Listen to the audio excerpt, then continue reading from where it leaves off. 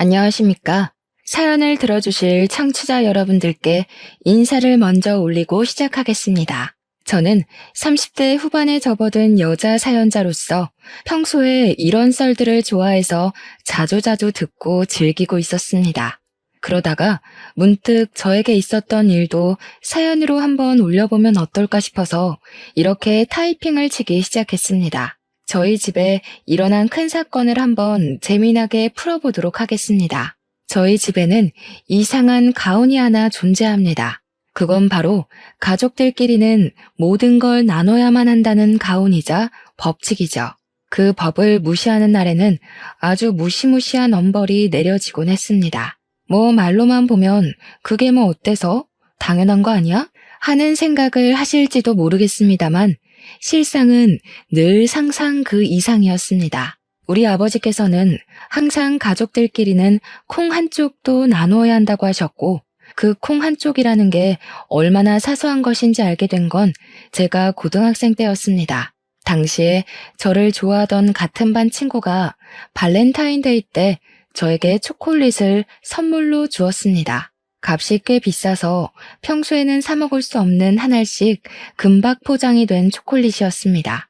물론 값도 값이지만 저도 그 친구에게 호감이 있었기 때문에 아껴서 먹으려고 책상 서랍에 꽁꽁 숨겨두고 생각날 때마다 하나씩 꺼내 먹었죠. 그런데 제 여동생이 그 초콜릿을 보고는 저에게 하나만 달라고 졸랐었어요. 저는 당연히 제가 좋아하는 남자애가 준 선물이기에 절대 안 된다고 꺼내 먹을 생각하지 말라고 숫자 세고 있다고 이야기를 했죠. 근데 제 동생은 그게 엄청 먹고 싶었는지 엄마에게 가서 그 초콜릿 하나만 사달라고 조르기 시작한 거예요. 엄마는 귀찮아서 언니한테 하나 달라고 하라고 이야기를 했고요. 동생이 징징거리면서 언니가 안 준다고 했다고 우는 소리를 내니까 아버지께서 방에서 나와서 큰 소리를 치셨습니다. 가족끼리 콩 한쪽도 나눠 먹어야 하는 것인데 그깟 초콜릿이 뭐라고 동생에게 나눠주지 않는 거냐고요. 제 방으로 들어와서 서랍이란 서랍은 다 뒤지시더니 제가 소리를 지르는데도 그 초콜릿을 찾아서 가족들끼리 나누자고 하시더군요. 제가 받은 선물인데 고작 7개 남았는데 저를 한 개 덜렁 주고는 자기들끼리 2개씩 나눠서 입에 까놓는 게 아니겠습니까? 제가 어이가 없어서 막 울었더니 아버지께서 저에게 울그락불그락한 얼굴로 가족끼리 나눠 먹는 게 그렇게 곶감냐고 하시더라고요. 가족들에게 베풀면 나중에 네 복으로 돌아온다고 당당하게 말하시는데 저는 그것도 제 마음에 폭력을 휘두른 것이란 생각이 들었습니다. 마음에 든 멍은 빠질 생각을 하지 못했고 자연스럽게 아버지와 거리를 두게 된 큰 사건이었죠. 저희 아버지는 사업을 하시는 소위 말하는 잘 나가는 사장님이었습니다. 문제는 사업을 해서 넉넉한 부를 축적하는 것과 다르게 돈을 빌리러 온 친척들에게 하염없이 재산을 나눴다는 게 문제였죠. 허구한 날 문지방을 밟으며 돈 좀 빌려달라고 말하는 친척들을 내치지 않는 아버지 때문에 엄마는 피곤해하시고 속상해하셨습니다. 물론 우리 아버지께서 꽤 건실한 사업체를 운영 중이셨기에 가족들이 먹고 사는데 전혀 문제가 없긴 했습니다. 모은 돈으로 건물도 한 채 사서 가지고 계시며 월세를 받고 있기도 했고 그러니까 엄마도 아버지에게 싫은 소리를 한번 못 하셨죠.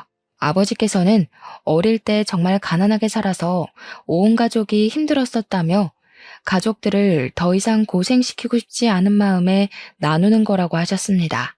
어떻게 보면 콩 한쪽까지도 나눠야 한다는 강박관념에 사로잡혀 사시는 분 같았습니다. 하지만 저는 그게 별로 이해가 가지 않았단 말이죠. 나눠줘봐야 감사한 줄도 모르고 더 줘라, 더 내놔라 하는 강도처럼 굴었거든요. 아무튼 아버지의 친척들은 아버지에게 빌부터 산다 싶을 정도로 큰 돈을 턱턱 빌려가곤 했습니다. 작은 아버지도 그렇고 고모도 그렇고 가족들에게 나눠 살아야지 그 돈 들고 저승 갈 거냐고 웃으면서 말을 하셨습니다. 하도 날강도처럼 뻔뻔하게 굴길래 제가 아버지께 한 번은 속내를 털어놨던 적도 있었습니다. 왜 아빠는 고모며 작은아빠며 그렇게 돈을 퍼다 나르냐고요.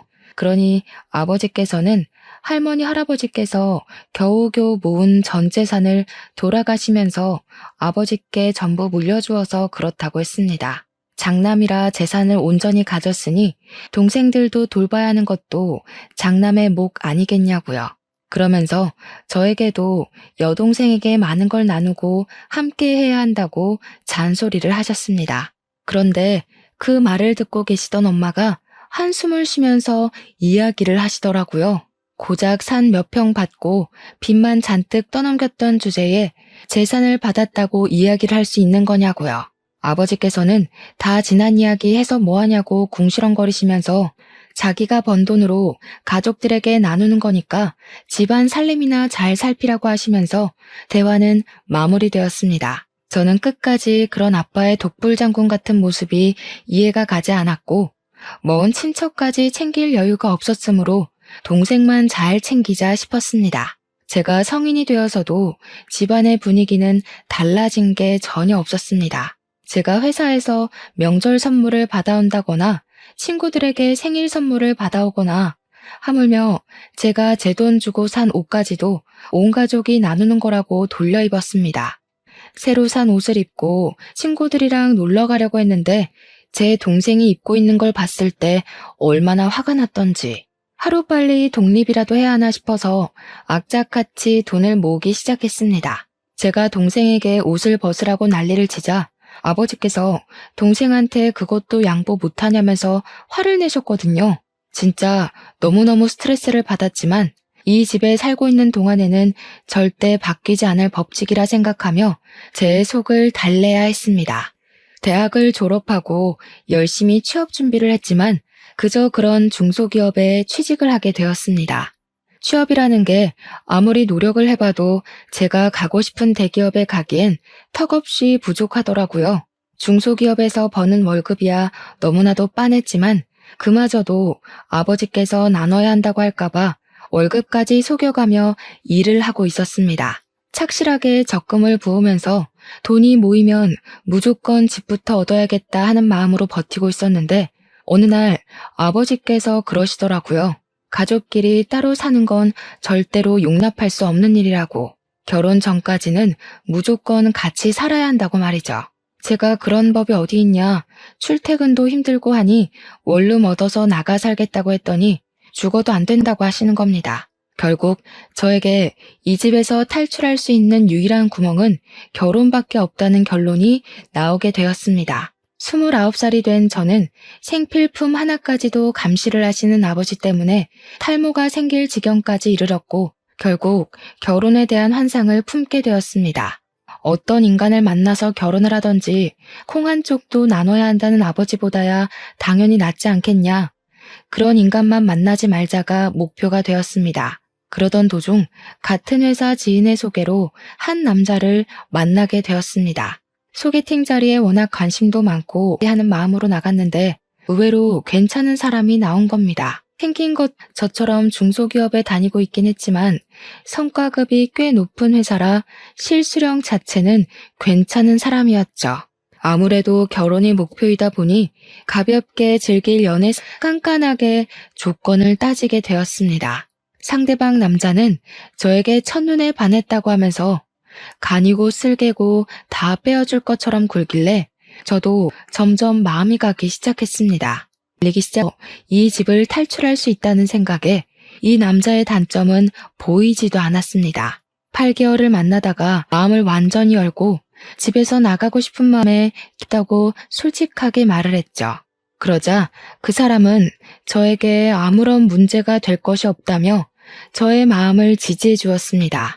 자기 나이 32살에 모은 돈이 7천만 원 정도 있다며 신혼집은 작은 집 대출을 받아서 입주하면 충분하지 않겠냐고 결혼을 하자고 하더라고요.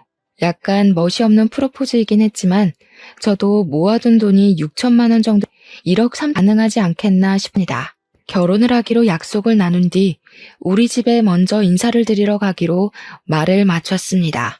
제가 아버지에게 넌지시 소개를 시켜드릴 사람이 있다고 이야기를 드렸더니 아버지께서 아주 깜짝 놀라시더라고요. 제가 그동안 연애를 하는 티라도 냈으면 그러려니 하셨겠지만 전혀 티도 내지 않다가 운을 띄웠으니까요. 저에게 결혼할 거니? 아직 나이가 29살밖에 먹지 않았는데 천천히 해도 되지 않겠니? 라고 하셨습니다. 제 목표가 뚜렷하게 이 집을 탈출하는 것인데 천천히 하는 게 말이나 되는 소리입니까? 아니라고 빨리 결혼하고 싶다고 솔직하게 말했습니다. 주말에 인사를 드리러 올 예정이라고 이야기를 하고 주말이 되자 예비 신랑이 집에 양소야. 그래 예상과는 달리 저희 아버지께서 상당히 탐탁치 않게 얼마나 만났다고? 고작 8개월 보고 결혼을 한다는 거야? 아직 만난 지 얼마 되지도 않았는데 왜 이렇게 서둘러서 결혼을 하려고 해? 은근히 서운해하는 눈치까지 보이니까 괜히 제 마음이 불편하더라고요. 제가 이 집을 나가려고 노력하는 이유가 아버지 때문인데 정작 아버지는 아무것도 모르고 서운해하시니까요. 아버지께서는 고집스러운 제 눈빛을 보시고는 마음을 한풀 꺾으셨습니다. 가족이 되는 거고 우리 가족끼리는 콩 한쪽도 나눠 먹는 그게 우리 집 가훈이라고 이야기를 하셨죠. 예비 신랑이 막 웃으면서 현실적인 가훈이라고 너스레를 떨더라고요. 아버지께서 곰곰이 생각을 하시더니 신혼집은 대출 받지 말고 본인이 직접 전세를 얻어주시겠다고 말씀하셨습니다. 예비 신랑이랑 저랑은 집 대출 알아보면서 생각보다 높은 금리에 걱정이 이만저만이 아니었는데 오히려 잘 됐다 싶었습니다. 집은 아버지께서 해주시기로 했으니까 우리가 모은 돈으로 혼수하고 결혼식 준비를 하면 딱 맞겠다 싶었던 거죠. 그리고 한 3주 정도 지나서 주말에 이번에는 예비 신랑네 집으로 인사를 드리러 가게 되었습니다. 솔직히 주변에 결혼을 한 친구가 없어서 인터넷으로만 시댁 이야기를 접하게 되었었는데요. 보통 인터넷에 올라오는 시댁 이야기들은 부정적인 이야기가 많더라고요. 시집살이며 고부간의 갈등이며 그래서 너무나도 긴장되고 한편으로는 무섭기도 하고 막 등에 땀이 줄줄 흐를 정도였어요. 아무튼 시댁에 딱 들어갔는데 예비 시모가 저를 보자마자 너무 반가워하시면서 우리 아들이랑 결혼한다고? 너무 고맙고 축하해 라고 말하셨습니다. 이제 한 가족이 되는 거니까 서로 서운해하지 말고 아끼고 사랑하면서 잘 지내보자고 하시면서 저를 꼭 안아주셨어요. 제가 얼떨떨하게 있자 우리 가족은 서로 화합하는 걸 중요하게 생각하니까 서운하거나 무슨 일 있으면 바로바로 말해달라고 하셨습니다. 화사하게 웃으면서 이야기를 하시는데 와, 나 진짜 너무 좋은 사람을 만났구나 하고 감사함까지 생기더라고요. 시모 얼굴이 정말 곱고 엄청 선하게 생긴 이미지여서 저는 너무너무 좋다고 앞으로 잘 지내고 싶다고 인사를 드렸어요. 시댁에서 밥을 먹는 내내 잘 챙겨주시기도 했고 걱정했던 10월드랑은 거리가 멀어서 다행이다 싶었습니다. 상견례 날짜를 잡고 양가 가족들이 만나게 되었는데 제가 긴장했던 것과 달리 분위기도 너무 훈훈하고 좋았습니다. 아버지께서도 잘 키운 딸 시집 보낸다는 느낌으로 인자하게 시댁 식구들을 맞이하셨고 어머니도 평소에 잔소리가 많은 분이시지만 그날만큼은 제 자랑을 하시더라고요. 시부모도 우리 부모님께 딸아이 곱게 키워주셔서 감사하다고 집안 식구로 맞이해서 잘 보살피겠다고 하셨고요. 팔뚝에 막 소름이 돋긴 했지만 결혼해서 잘 살 수 있겠구나 하는 확신이 드는 자리이기도 했습니다. 그렇게 남편과 저는 연애를 시작한 지 10개월 만에 결혼을 하게 되었고 양가의 만남 이후 결혼식도 빠르게 진행되었습니다. 신혼집은 아버지께서 해주셨고 혼수는 둘이 발품 팔아 구했습니다. 그렇게 결혼식까지 무사히 치르게 되었습니다. 문제는 결혼을 하고 나서부터 시작이 되었습니다. 처음에는 잘 몰랐던 부분인데 결혼을 하면 보이게 되는 부분이 있잖아요. 같이 살기 시작한 이후에 보이는 단점들이 보이기 시작하는데 남편이 엄청나게 게으른 사람이었던 거죠. 회사에 출근하는 것조차 우는 소리가 없으면 못하는 사람처럼 아침부터 엄청나게 징징거리면서 출근을 했어요. 더 자고 싶다. 누워있고 싶다. 양치하기 귀찮다. 누가 시켜줬으면 좋겠다. 나 대신 일할 사람 없나? 툭하면 이런 말을 반복했습니다. 저는 진절머리가 났죠. 그런데 남편이 되도 않는 말을 하는 게 이게 끝이 아니었습니다. 나는 사업가 체질인 것 같은데 그냥 사업을 시작해볼까? 장인처럼 사업하면 잘할 수 있을 것 같은데 하면서 은근히 퇴사하고 싶다는 의견을 피력했고요. 물론 제가 그때마다 못 들은 척 그냥 넘어갔지만 하루 종일 사업 타령을 하며 허튼 소리를 하니 그건 또 그것대로 피곤하더라고요. 제가 결국에는 남편에게 2세 계획을 생각하면 안정적인 직장에 남아있는 것이 낫지 않겠냐고 몇 번이나 진지하게 이야기를 했습니다. 그러니까 남편이 하는 말이 어차피 집도 장인이 해줘서 대출 갚을 것도 없고 결혼 자금 모았던 것도 거의 다 남아있지 않냐고 하더라고요. 고정적인 수입은 저에게 있으니 문제될 것이 하나도 없다고 말을 하는 겁니다. 거기다가 둘이 모은 돈 1억 3천만 원 중 결혼식 비용, 혼수 비용 빼고 9천만 원 정도가 남아 있었는데 그 돈으로 사업하면 충분하지 않겠냐고 하더라고요. 저는 당연히 남편을 말렸죠. 지금 집도 좁은 집인데 나중에 아이가 태어나면 그 돈 보태서 큰 집으로 이사를 가야 하지 않겠냐고요. 남편은 입을 삐죽이면서 제 말에 따로 반박을 하진 못했죠.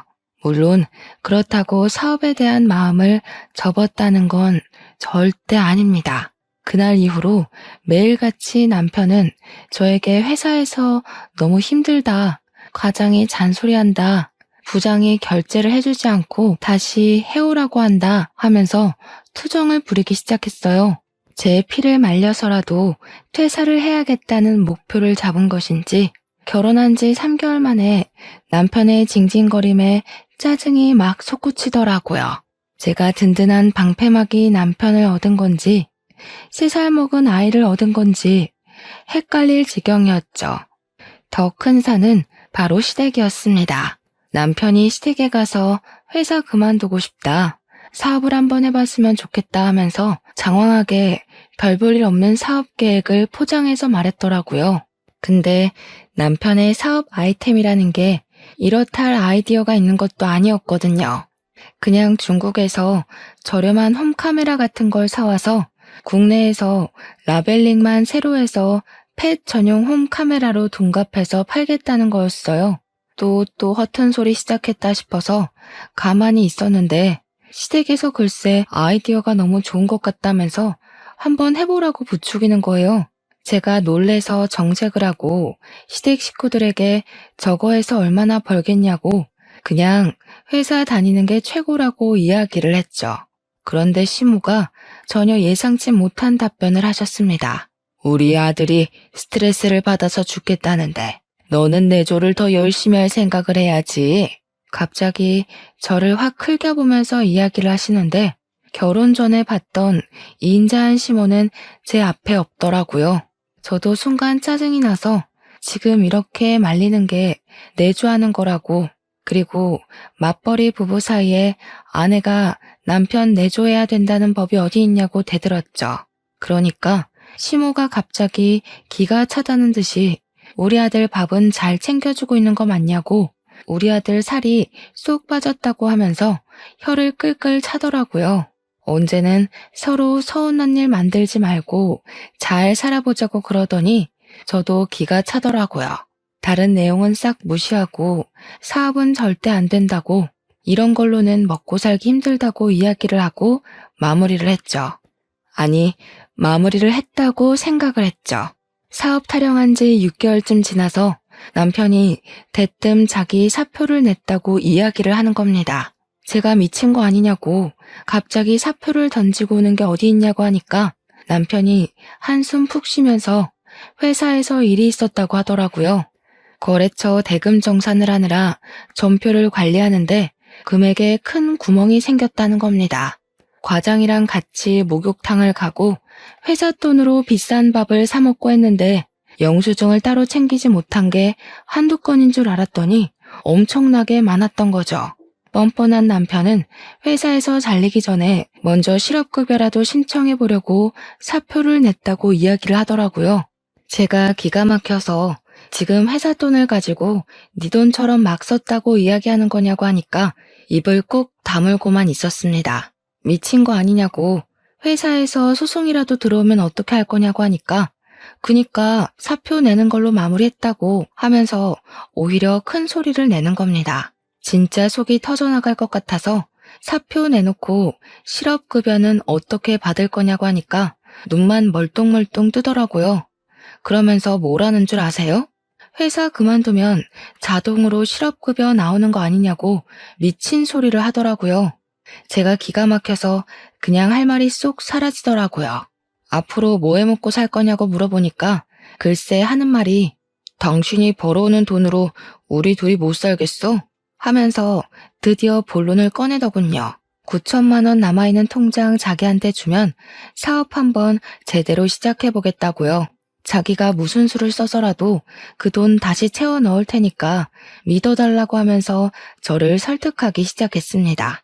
저는 당연히 안 된다고 딱 잘라 이야기를 했는데 시모한테 그것조차 일렀는지 다음날 시모가 우리 집에 찾아온 거예요. 저한테 그깟 돈이 뭐가 중요하다고 남편 길을 죽이냐고 하면서 집안을 쓱 둘러보더니 소리를 치시더라고요. 집안 꼬라지가 이게 뭐니 정말? 집 청소 좀 해야겠다. 주말이라고 늘어질 생각하지 말고 반질반질하게 쓸고 닦으란 말이야. 수건은 삶아서 쓰는 거 맞니? 우리 아들 피부가 예민해서 세탁을 잘해야 돼. 요즘은 세탁기가 삶아주는 것도 다 해요. 세탁기로 해봐야 직접 끓여서 삶는 거랑 같겠니? 당장 수건부터 삶아라. 수건 삶고 난 다음에 속옷도 삶고 청소기만 돌리지 말고 물걸레질까지 하고. 우리 아들 미세먼지에 약한 거 몰라서 그래? 그리고 냉장고에 먹을 것도 하나 없더라. 그러니까 우리 아들 살이 빠지지. 집안 살림 하나하나를 들춰보면서 잔소리를 하는데 저도 그냥 넘어가면 안 되겠다 싶더라고요. 시모한테 집안 살림 하나하나 간섭하시면 서운하다고 하니까 시모가 눈을 치켜뜨면서 지금 자기한테 뭐라고 했냐고 다시 말해보라고 성을 내더라고요. 결혼 전에 보여줬던 모습은 어디 가고 저한테 언제는 화합하면서 잘 살아보자고 하더니 너무 일방적으로 나오는 것 아니겠어요? 저도 화가 나서 시모한테 너무 간섭이 심하다고 궁시렁거렸더니 어디 시모한테 말대꾸를 하냐며 노발대발했죠. 내가 이 정도 간섭도 못하니? 우리 아들 살림이나 마찬가지인데 라고 하시더라고요. 그러더니 한술 더 떠서 다음 주 주말에 시댁에 와서 살림을 배우고 가라는 거예요. 죽어도 안 가려고 애둘러서 이야기를 했는데 일주일 내내 전화에서는 오라고 난리를 치길래 어쩔 수 없이 도살장 끌려가는 소마냥 갔죠.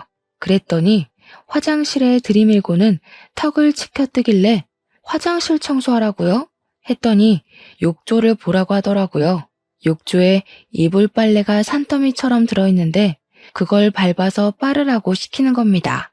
어머님, 요즘 코인 세탁방 같은 데 가면 이불 빨래할 수 있는 큰 세탁기 있어요. 거기서 빨래하는 게 훨씬 편하죠. 어머, 예, 거기 누가 썼는지도 모르는 세탁기에서 이불을 빠는 게 말이 되니? 그리고 이불은 밟아서 빨아야 제대로 빨리는 거다. 그러더니 이불 빨래, 커튼 빨래, 시댁 물걸레질까지 싹 시키더라고요. 밥까지 차리라고 눈짓하는 거 죽어도 못하겠다고 고개 빳빳이 들고 가만히 있었더니 우리 아들 살 빠진 것만 봐도 알만하다면서 갑자기 급발진하시대요. 저도 참으면 안 되겠다 싶어서 어머님이 반찬 좀 해서 가져다 주시면 되겠다고 했죠.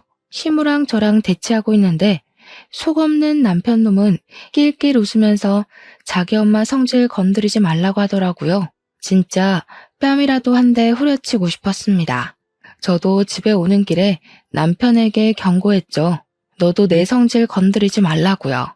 오늘은 처음이라서 봐준 줄 알아 했더니 입국 다물대요. 그 뒤로도 사업 타령은 가시질 않았고 어찌나 노래를 불렀는지 저희 부모님도 그 사실을 알게 되셨죠. 근데 우리 아버지께서 남자가 사업 한번 해보는 거 나쁘지 않은 일이라면서 실패도 해보고 성공도 해보면 견문이 더 넓어진다고 남편 편을 들더라고요. 사업 한번 해봐, 배짱 한번 보게 하면서 남편의 말에 힘을 실어줬고 결국 저는 두 손 두 발 다 들고 통장을 건넸습니다. 남편은 정말 통장을 받자마자 중국에서 홈카메라를 엄청나게 사들여서 판매를 하기 시작했습니다. 문제는 이게 국내에서 판매를 하려고 하니까 일이 복잡하더라고요. 해킹 문제도 있고 리소스 문제도 있고 뭐 기술적으로 어쩌고 저쩌고 하는데 우리 모질이 남편은 그런 건 하나도 알아보지 않고 일만 버려둔 거죠. 무슨 특허권 문제니 세금 문제니 하는 것들이 하나둘 발목을 잡기 시작했습니다. 사업한다고 일은 다 벌려놓고 돈은 죄다 쏟아부어놨는데 판매는 하나도 못하게 생긴 거죠. 이게 또 국내 휴대폰 어플이랑 연동이 되어야 하는데 중국 제품이다 보니까 호환도 안 되고 온통 중국어로만 설명이 되어 있고 게다가 그 어플을 만든 업체가 고객 정보도 빼가고 해킹도 하고 아무튼 문제가 많은 곳이었던 겁니다. 재고는 빌려둔 창고에 잔뜩 쌓여 있는데 창고 사용료도 어마어마한 거 아시죠? 결국 남편은 한 대도 팔아보지 못하고 물건을 처분해야 했습니다. 공짜로 주변에 뿌리고 팔리지 않으니까 중고 마켓에 나눔을 하기도 하고요. 그게 사업하겠다고 난리를 친 지 3개월 만에 벌어진 일이었고 큰 돈을 탕진한 남편에게 이제 정신 차렸으면 재빨리 취업 준비하라고 했습니다. 그랬더니 남편이 뻔뻔하게도 장인도 실패 한 번쯤은 해봐야 하는 거라 안 했냐면서 다른 사업을 생각해둔 게 있대요. 제발 정신 좀 차리라고, 네가 잃은 돈을 생각하라고 우리 재산에 사업을 또 하는 게 말이 되냐 말렸습니다. 그랬더니 이 모질이 남편이 또 시모한테 졸졸 가서 고자질을 한 거죠. 시모가 집에 찾아와서는 실패해서 의기소침해 있는 남편에게 응원은 못할 망정 새 사업하겠다는 거 길을 꺾는 게 말이 되냐고 잔소리를 하더라고요. 왜 우리 애 길을 죽이고 그래요? 애 현실 시모 버전이었습니다. 저에게 삿대질을 하며 이야기를 하길래 열이 받아서 저도 한 소리 했죠. 어머님, 이 사람 애도 아니고 나이 30 중반이나 처먹고 지금 얼마를 해먹은지 아세요? 너 지금 너희 집 잘 산다고 우리 집 무시하니? 우리 집에서 집 턱턱 해주고 그랬으면 우리 아들 무시도 안 했겠지. 여기서 갑자기 집 이야기가 왜 나와요? 네가 우리 아들 기죽이고 주도권 잡으려고 일부러 네 명의로 집 산 거잖아. 우리 아버지께서 해주신 집인데 당연히 제 명의로 해야 하는 거 아닌가요? 신혼집 할 때 시댁에서 100만 원이라도 보탰으면 제가 1% 정도는 공동 명의로 해줬겠죠. 집 산다고 할 때는 고맙다고 낼름 받아먹더니 왜 저한테 공동 명의 운운하세요? 굉장히 어이없는 거 아시죠? 시모가 무슨 할 말이 더 있겠습니까? 그냥 콧김만 뿜으면서 씩씩거리다가 집으로 돌아가셨죠. 남편이 저한테 틱틱거리면서 왜 긁어부스럼 만드냐고 한 소리 하는데 제가 어이가 없더라고요. 남편한테도 경고했죠. 긁어부스럼 만든 게 누군데 내 앞에서 그런 소리를 하냐고. 이 집의 부스럼은 너라고요. 사업한다고 헛짓거리 그만하고 어디든 취업부터 하라고 했습니다. 근데 이놈이 정신 못 차리고 우리 아버지를 찾아가서는 사업을 제대로 해보고 싶다면서 투자를 해달라고 한 겁니다. 가족끼리 당연히 그 정도는 나눠줄 수 있지 하면서도 우리 아버지께서도 이 미쳐넘는 놈한테 1억이나 지원을 해주신 거예요. 아버지께서 가진 건물로 대출을 받아서 해줬다고 하시더라고요. 우리 집 구할 때도 담보대출 받아서 해주신 걸로 알고 있었거든요. 남편은 아버지에게 받은 1억을 가지고 이번에는 미용기기 사업을 시작했고 확실히 미용기기는 반응이 좀 오긴 했어요.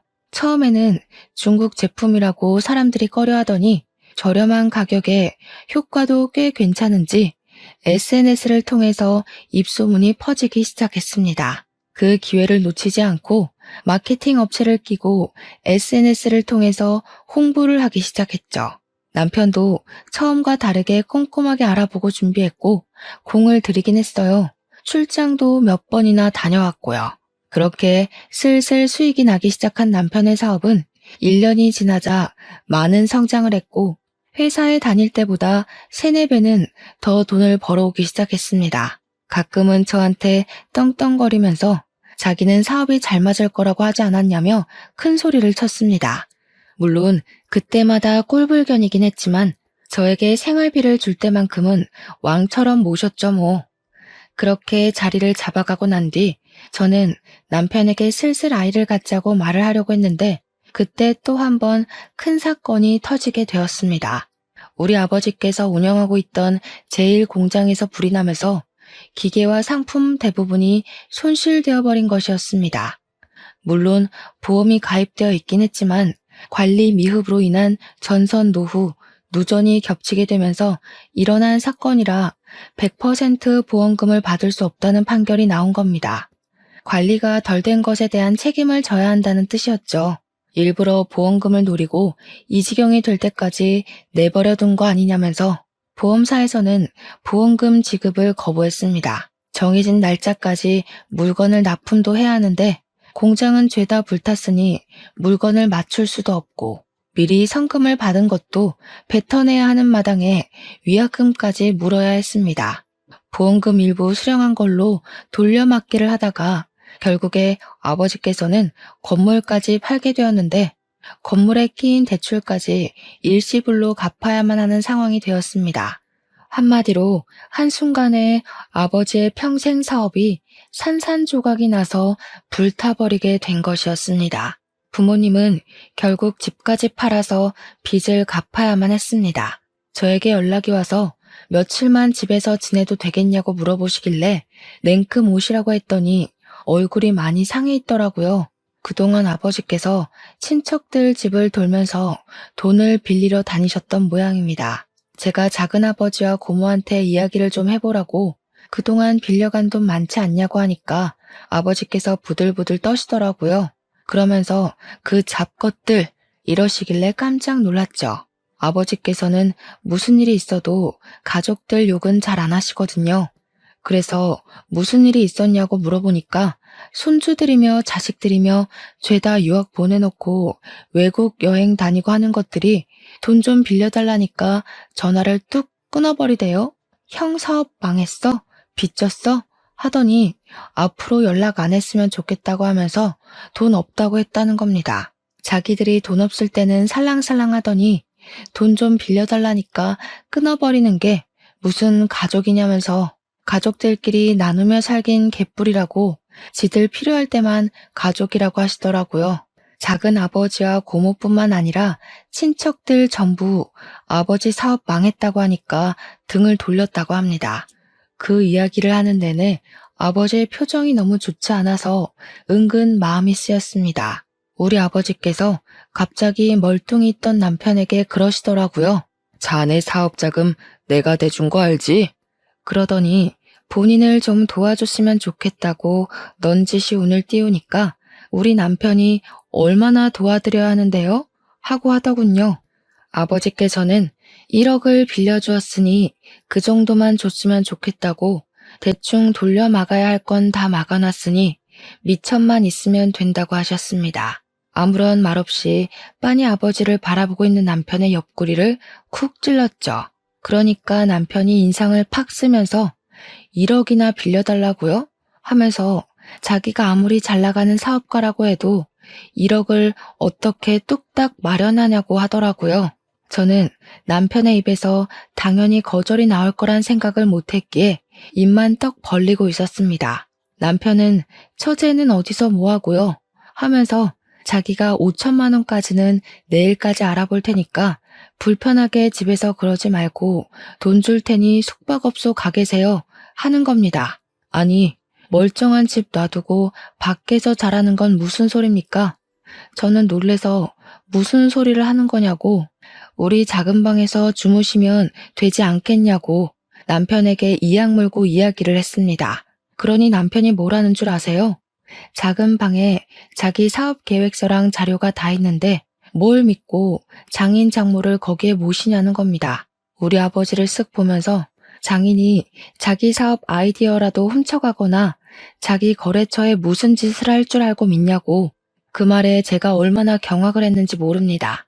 5만 원짜리 지폐 2장을 건네면서 이 돈으로 나가서 주무시고 배달 음식이라도 시켜 드시라고 선심 쓰듯 이야기를 하는데 와, 사람이 돌겠더라고요. 부모님도 그 돈 받아서 초라하게 집을 나서는데 제가 그냥 계시라고 해도 이 집이 더 불편하다고 나가시더라고요. 현관문이 닫히자마자 열이 받아서 남편한테 바로 달려들었습니다. 야, 네가 사람이냐? 너네 엄마 아빠였어도 이렇게 행동할 거니? 네가 지금 버는 돈이 다 누구 주머니에서 나온 돈인지 알고 하는 행동이냐고. 진짜 어이없네. 내가 5천만 원 구해온다고 말했잖아. 어이없는 건 나지. 받은 건 1억인데 갚는 건 왜 5천만 원이야? 그리고 이 집도 우리 아빠가 해준 집인 거 알고 하는 소리지? 어떻게 집 해준 사람을 밖에서 자라고 내쫓을 수가 있어? 이 집 시세가 얼마나 한다고 그렇게 유세를 떨고 앉았어? 다음에 큰 집으로 이사 가면 그 집은 내 명의로 사던가 해야지. 중소기업 다니면서 돈도 얼마 못 버는 게 자존심은 왜 부리냐? 남편의 말에 저는 얼굴이 점점 굳어갔습니다. 속으로 저를 그렇게 생각하고 있을 줄이야 꿈에도 몰랐죠 뭐. 아무리 그래도 3년이라는 시간을 서로 부대끼면서 살았는데 그런 생각을 하고 있었다는데 충격적이었습니다. 제가 아무 말도 하지 않고 부르르 떨고 있으니까 저한테 5천만 원 주는 것도 감지덕지하게 생각하라고 하면서 지방에 일자리를 알아봐 드리라는 겁니다. 지방에 가서 남의 밭에서 농사 짓는 거 도와주면 돈 좀 벌지 않겠냐고 소일거리나 하시면서 살라고 하라고. 그 나이 먹고 사업은 무슨 사업이야? 라며 짓거리는데 제가 너무 화가 나서 남편의 뺨을 정말 있는 힘껏 때렸습니다. 너 지금 내 얼굴 때린 거야? 세상에 맞고 사는 남편이 어디 있어? 당장 이혼해. 너한테 볼 일 다 끝났고 처가도 망해가서 부담되는 와중에 잘 됐다. 너하고 더 이상 같이 살 이유가 전혀 없으니까 짐 싸서 당장 나가. 이거 미친 새끼 아냐. 이 집 우리 아빠가 내 명의로 해준 집인데 어디서 나가라 말아야? 나가려면 네가 나가야지. 혼수도 거의 내 돈 주고 한 거나 다름없는 거 알지? 네가 사업한다고 남은 돈 다 말아먹었잖아. 내 집에 있는 거 하나도 건드리지 말고 당장 몸만 나가. 알겠어? 그러니 남편이 씩씩거리면서 바로 짐 대충 꾸려서 나가더라고요. 바로 아버지께 전화해서 당장 우리 집으로 오시라 했더니 근처에 계셨는지 바로 오셨습니다. 은근슬쩍 남편 눈치를 보려고 주변을 쓱 훑으시길래 이혼할 거라고 남편이 우리 집 개무시했고 열받아서 뺨도 때렸다고 이야기를 했습니다. 부모님께서 본인들 때문에 벌어진 일이라는 생각이 드셨는지 고개를 숙이고 계시길래 죄 지은 거 없으니 그러지 말라고 말씀드렸죠. 시모가 다음날 우리 집에 찾아와서는 저에게 온갖 개소리를 짓거리면서 감히 자기 아들 뺨 때렸냐고 이렇게는 못 산다고 이혼하라고 하시대요. 전 당당하게 어제 이미 이혼하겠다고 말을 했으니까 아줌마도 우리 집 찾아오지 말라고 내쫓았죠. 근데 그 이후에 5천만 원을 주겠다던 남편이 말을 싹 바꾼 겁니다. 이혼하는 마당에 자기가 왜 5천만 원을 구해다 줘야 하는 거냐고 뻔뻔하게 나오는데 정말 인간 말종이다 싶었습니다. 이혼 진행을 하면서 애도 없고 하니 양육비 조정할 내용도 없었고요. 협의 이혼으로 진행해서 위자료도 따로 없이 완벽한 남남이 되었습니다. 구청에 가서 이혼 서류를 제출하자마자 저는 변호사를 선임해서 재산 분할 청구 소송을 진행했습니다. 일단 금액은 크게 부르자 싶어서 10억을 분할해달라고 요청을 했습니다. 그동안 남편 사업이 성장을 한 것도 우리 아버지의 미천이 아니었으면 불가능한 일이었잖아요. 거기다가 집도 제가 해갔고요. 전 남편이 결혼하고 거의 바로 회사를 그만두었기 때문에 제가 먹여 살렸다는 증거까지 완벽하게 있었거든요. 법원에서는 재산 분할에 대해 저에게 손을 들어주었지만 10억은 과하다고 5억을 배상받으라는 판결이 나왔습니다. 5억을 받아서 그 돈으로 아버지의 사업에 급한 불은 끄게 되었습니다. 오히려 1억 7천만 원 정도가 남게 되었고 아버지는 그 돈으로 다시 한번 공장을 일으켜보겠다고 하셨습니다. 저는 그 돈을 모두 아버지께 드렸고 아버지는 발로 뛰며 이전 거래처 사장님들을 만나셨어요. 이전 거래처에서도 아버지의 사고를 안쓰럽게 생각하셨고 돈으로 지원해줄 순 없어도 거래는 끊지 않고 계속하겠다고 의향을 밝히셨습니다. 아버지의 공장은 다시 한번 조금씩 굴러가기 시작했습니다. 그 일이 벌어진 지 3년이 더 지나고 공장은 다시 완전히 복구되었고 신혼집으로 썼던 그 작은 집에서 부모님과 저 셋이서 살고 있었습니다. 물론 공장이 돌아가기 시작하면서 따로 사는 동생과 합치기 위해 더 큰 집을 대출받아 계약을 했고 이사를 가려고 준비 중에 있었죠. 전 남편과 이혼한 이후에 하루라도 빨리 이 집을 떠나고 싶다는 생각도 한몫했고요. 짐을 다 싸놓고 이사 준비를 하고 있던 어느 날 초인종 소리가 들리길래 확인도 하지 않고 문을 열었습니다. 당연히 여동생이 찾아왔을 거라 생각해서 문을 열었는데 전 남편이 초췌한 얼굴로 서 있는 겁니다. 저는 싸늘하게 여긴 왜 왔냐고 당장 꺼지라고 말하니까 제 손을 덥석 잡더니 한 번만 도와달라고 하면서 묻지도 않은 자기 근황 이야기를 줄줄 읊더군요. 저랑 이혼을 하고 나서도 한동안은 잘 먹고 잘 살다가 회사에서 직원으로 일하던 여자를 만나서 약혼도 하고 결혼 준비를 하던 와중에 사기를 맞았다고 하더라고요. 남편의 사업장에서 회계 쪽 일을 하던 여자였는데 공금 횡령을 하면서 교묘하게 돈을 들고 날랐다더군요. 돈을 들고 나른 것까지야 꾸역꾸역 괜찮았는데 국세청에서 집중 감사가 나오면서 횡령의 세금 누락까지 다 까발려졌다네요. 그 소식에 거래처들은 갑자기 끊기고 세금 폭탄에 벌금까지 맞고 사업장은 순식간에 빚더미에 올랐다고 합니다. 돈에 돌지 않으니 직원들 월급이 밀리는 건 당연한 수순이고 노동청 신고까지 들어가서 조사를 받았다는군요. 오죽하면 술을 하도 마셔서 간에 무리가 오는 바람에 황달에서 벗어날 수 없다고 저한테 한 번만 살려달래요. 우리 아버지한테 가족끼리 원래 콩 한쪽도 나누는 거 아니냐면서 도와달라는데 아버지께서 전 남편 싸대기를 확 날리셨습니다. 내가 너랑 왜 가족이야? 하는데 우리 엄마는 싸둔 짐덩어리에서 김장용 굵은 소금을 꺼내 전 남편 면상에 던지시더군요. 전 남편은 소금 맞고 뺨 맞고 멍하게 서 있더니 갑자기 막 울면서 잘못했다고 빌더라고요. 뭐 어쩌라고. 너 망해가는 거 보면 춤이라도 꼭 춰야지 했는데 춤출 기분도 별로 안 난다. 당장 꺼져. 전 남편이 계속 안 가고 있길래 경찰까지 불렀죠 뭐. 경찰서에 조사 쓰러 가니까 시모가 찾아와서는 표독스럽게 절 노려보대요. 같이 살았던 정이 있는데 한번 도와줄 수도 있지 하면서 궁시렁거리는데 가소롭더군요. 아줌마, 우리 친정 힘들 때는 돈 없으니까 꺼지라고 하더니 이제 와서 태도 전환하시는 거예요? 저도 돈 없는 아줌마랑 아줌마 아들한테 관심 없고 말도 섞기 싫으니까 좀 꺼지세요.